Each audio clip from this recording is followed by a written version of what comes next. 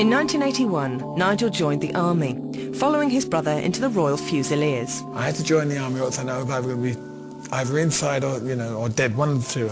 So that sounds like what you're saying is that you knew at some level the army was going to channel your anger, aggression, right? Yeah.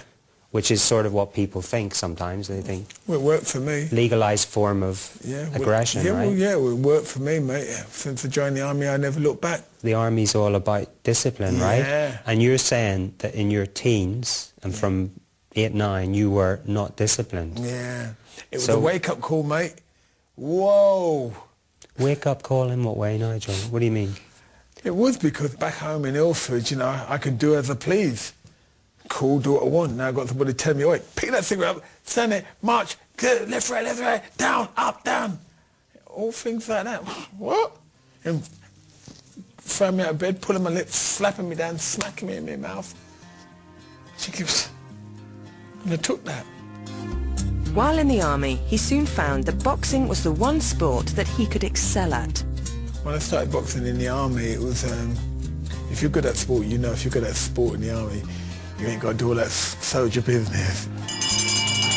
Nigel soon sharpened his street fighting skills both in and outside the ring. Benn, the one-time soldier with the Royal Fusiliers. When he finished his term in the army, he was tempted back to boxing and became an instant success as an amateur, knocking up 41 wins and only 1 loss. When he turned professional, his success continued. Britain had found a new potential champion who quickly became a title contender.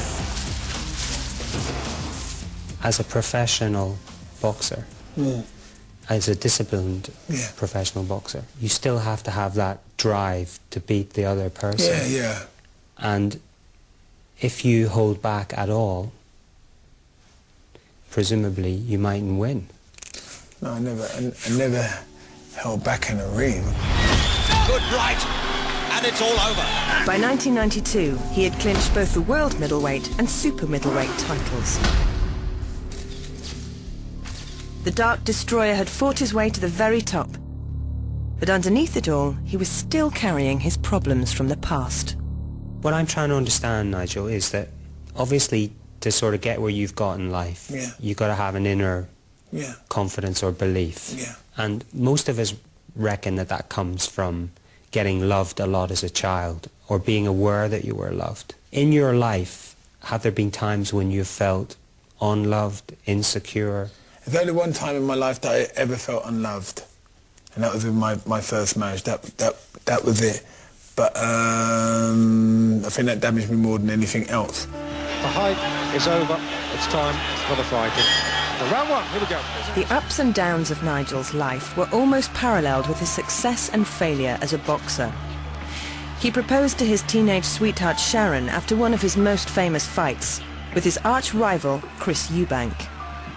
We were married too young. We were just horrible to each other. We were shouting, screaming, throwing things around, arguing, fighting. Horrible. Horrible. He lost that fight, and it wasn't a good omen. Almost from the very first day, his marriage started to go wrong. It's all over! It's all over! What a fight! Brilliant. As his marriage with Sharon collapsed and headed for divorce, Nigel started to have affairs.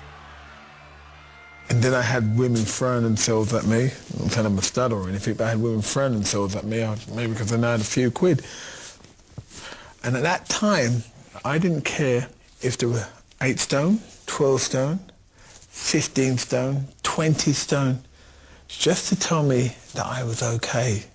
I'm not talking about sexually, I'm just talking about that I'm all right, I'm a nice man. But you're saying that you were looking for love. Yeah, but I just wanted somebody to tell me that I'm all right. My wife made me feel that, that I was ugly, I wasn't this, I felt... And you believed her? Yeah. Which means that, at some level, there was a sort of weakness to exploit, wasn't there? Yeah, I did have a weakness. I was insecure. As Nigel's life became more and more of a mess, he channeled everything into the ring. I think I had issues with my brother Andy. I had issues with my marriage. I had issues with my manager. So the only time I actually felt away from all this is when I was training. Outside the ring, my head was like thumping. So that was the only time your head was clear? Yeah, when I was fighting. The only time that I actually felt that... But what it's saying to me is, and maybe I'm wrong, is that all that stuff, all that unresolved feeling and emotion, you managed to find a way to deal with it. And it actually helped you become successful. The Dark Destroyer continued his run of successes, but his brutal fight against Gerald McLennan was to mark the beginning of the end. Nigel won, but his opponent was to end this fight blind, brain damaged, and in a coma. But when I read about you and that fight you had where the guy got very badly injured, you were beaten at one point, and then against all the odds it seems like you came back, is what I read, right? Is that same... I mean, there's something about you that won't be defeated. Because from what I read, you really were... you were almost down and out. Well, I came out with a fractured nose, fractured jaw, 2 damaged kidneys, urinating blood for 3 days, and a shadow on my brain. From that fight? From that fight. But is it true you were practically gone in that fight and then you did come back? Oh, he knocked me down, and then soon as he hit me, but as soon as the referee gave me my standing count, when he come out, the first thing I done, I threw an uppercut and hooked him straight away. So he just knocked me down. It was like saying to him, when you come out for round 9, you got more of that. So that was from Andy. Is that what you're saying? Sort of. I wasn't going to lose. I couldn't lose. I couldn't lose. I just had that fighting spirit inside me. I wasn't going to let him beat me. I was not going to let him beat me. And that's the same as the little boy in London. Yeah. Wasn't it? It was. No different. I wasn't going to lose. But only 2 fights later, Nigel did lose. That night he announced his retirement and proposed to his new girlfriend, Caroline. It could have been a new start, but the problems deep inside Nigel were still there. Like all of us, Nigel was trying to balance different forces within him. And I've no doubt that even in that period of time, he was desperate for love, and he was probably desperate to be faithful and a good guy. But he was a hurt individual. I got myself into a right mess. Okay, I understand. Through having affairs and then having a child and, you know. So your insecurity continued, the big hole was still inside you, Yeah. you kept having affairs. Because that addiction, the hole that I had, it was like somebody addicted to cocaine or heroin. I was addicted to women. And I just could not break it. Was there a point in your life when you sort of hit the bottom, when you were just totally insecure, totally unloved?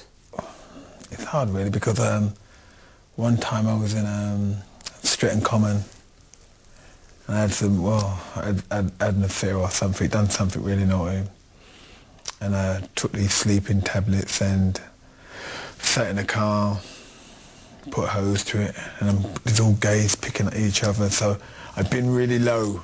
I've really, really, really been low. Low because of what you had done? Yeah, I guilt? Yeah, I think it was guilt, because you know what it is, I used to say about all these men that were faithful to their wives, I was so, and that's one thing I would love to have been, but because I just couldn't bear, messed it up. For a long time I was having thoughts about suicide. I'm thinking, and I'm thinking...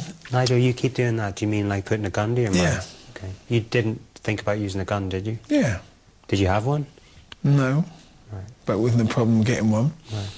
But it was for years. It was just like for a whole year. It was just, I used to have thoughts like that. I didn't know if I wanted to top myself, or if I wanted someone to just say, going to be okay. And I love you. I think I just wanted someone to hug me and love me because I was so low. So what stopped you in the end, killing yourself? The hose come out 3 times out of my car. And that was so weird. 3 times. So otherwise you'd have gone? Gone. 3 times, and it was not meant to be.